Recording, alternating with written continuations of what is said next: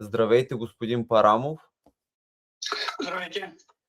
Първата много важна новина, която веднага може да я коментираме, е оставката на главния секретар на МВР Георги Кандев. Какво е вашето обяснение, защо той напуска системата на МВР? Има вече слухове, но какво е вашето мнение? Вижте, всеки има право да избере своя път като политика и реализация. Така че господин Кандев по всяка вероятност се кани да поеме вместо главен секретар на Вътрешно министерство политическа роля в качеството си на вице-президент. Кандидат за вице-президент на предстоящи избори през октомври тази година. Нищо чудно няма в цялата тази ситуация. Всеки търси себе си, така че неговият избор е преизчислен, уточнен, ангажиран, по всяка вероятност е дал обещания на съответните лидери, които ще издигнат кандидатурата му, и той спазва тези категорични ангажираности и обязаности, които е обещал. Така че няма какво да се чудим.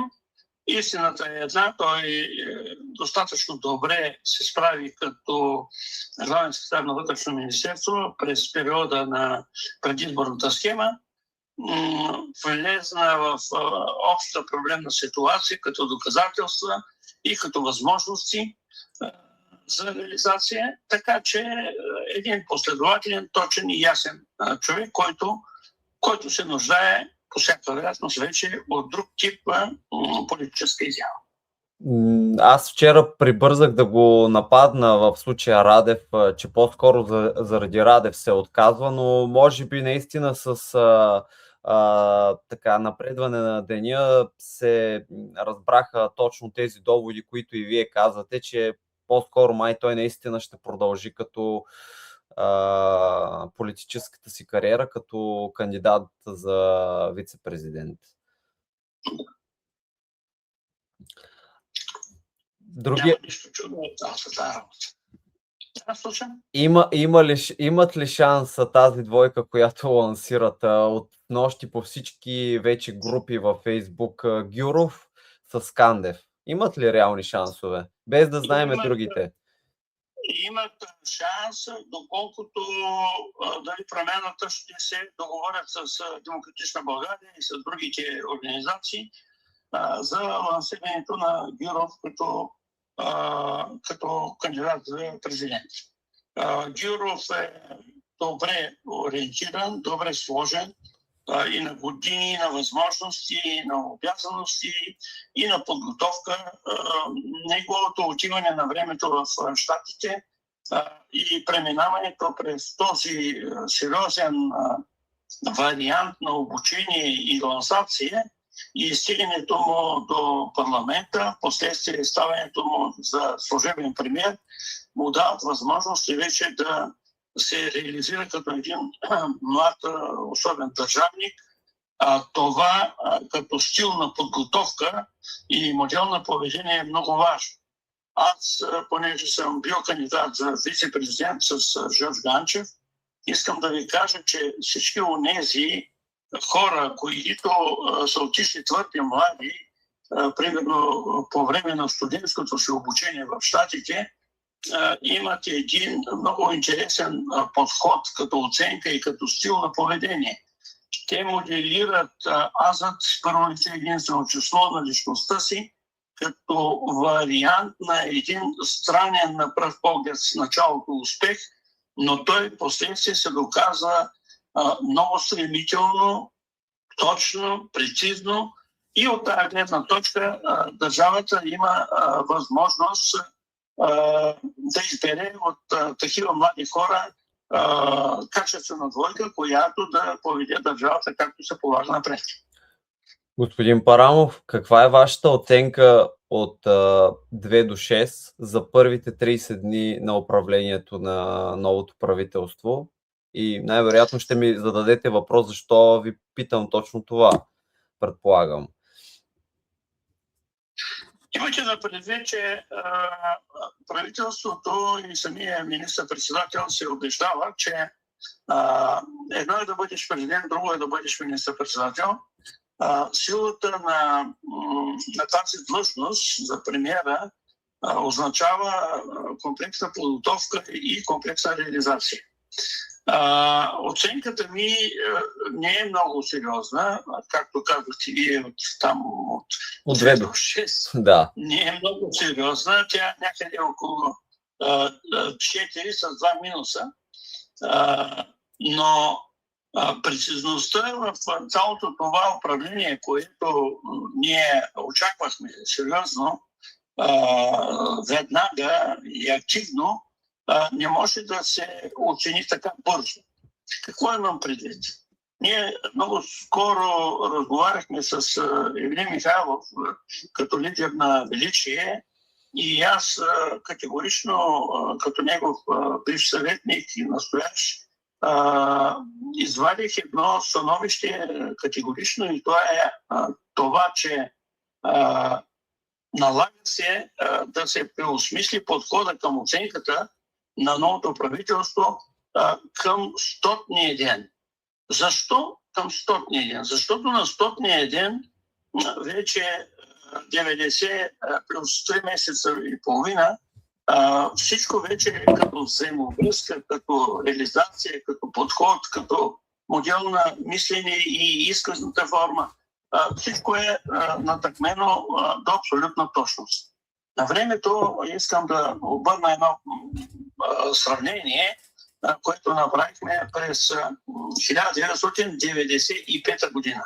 Тогава Жан Виденов беше станал министър-председател и Гечев беше заместник министър-председател. На 100-ния ден тези хора показаха една толкова слаба устойчивост и толкова слаба оценка за себе си като вариант, защото те започнаха да говорят едни мечти, едни утопии, които нямаха нищо общо с цифрите и показателите на ситуационната връзка тогава, която в последствие, след като дадахме отрицателна оценка, само 6 месеца след това започнаха да се получават най-грубите варианти по отношение на управленските лидери.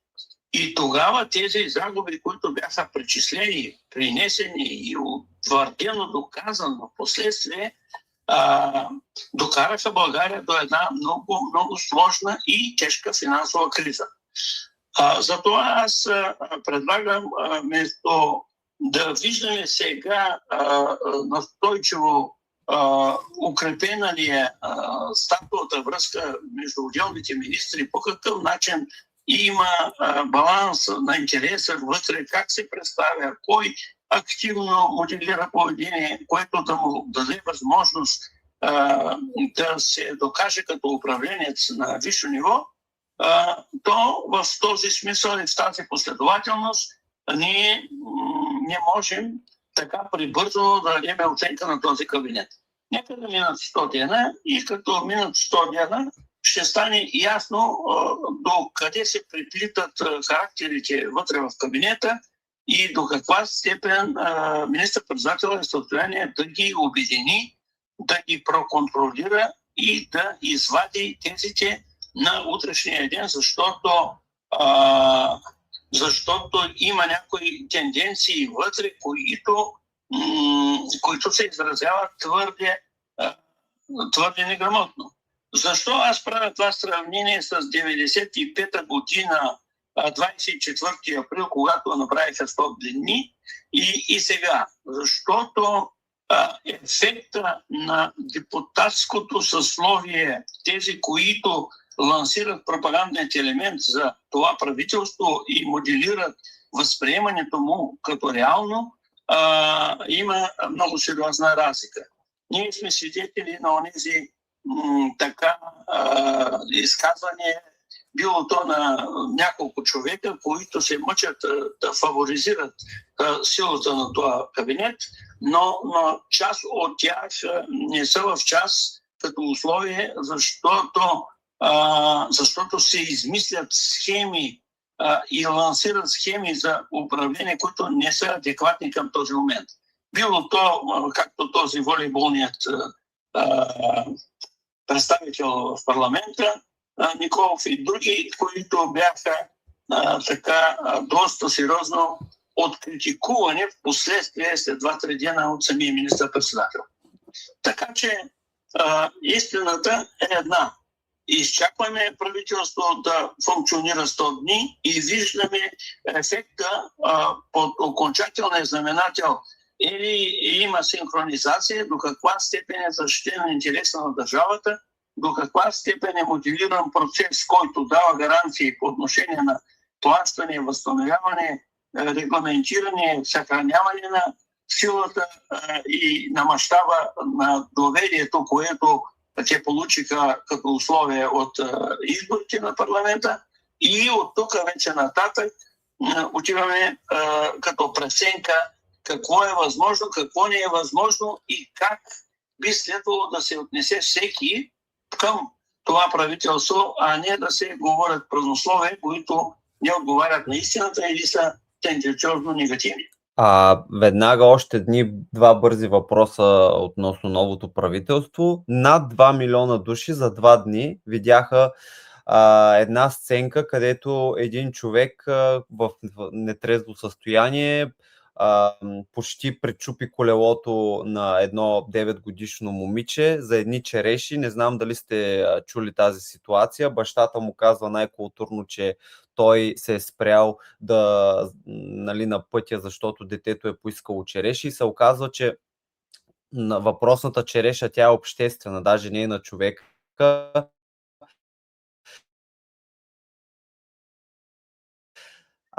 Се самосезирала. 2 милиона души са видяли това нещо. За вас нормално ли е, при положение, че новата власт и министър Демерджиев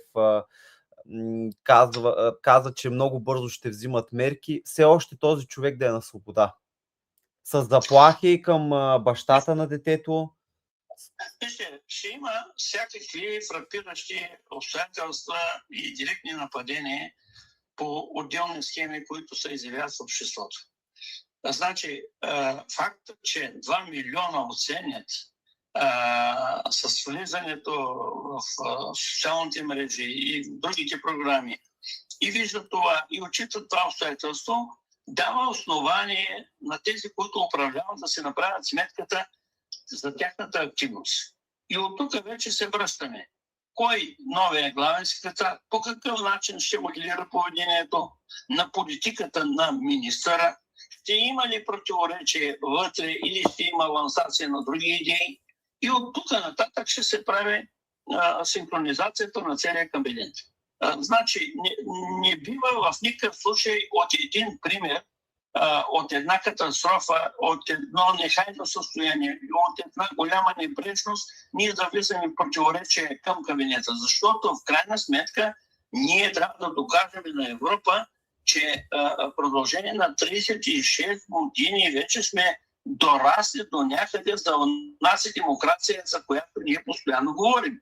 След като ние имаме тази демокрация, съхраняваме я, след като ние дарахме над 780 милиона за 5-6 избора, абсолютно излишни и така нататък провокативни, в цялата тази система от отношение, ние трябва вече да докажем, че сме се научили не на празнословие и на слаба оценка, а на мъдрост, на прагматичност, на прецизност и от тук вече да тръгнем към силата на реализацията на управленския елит в България.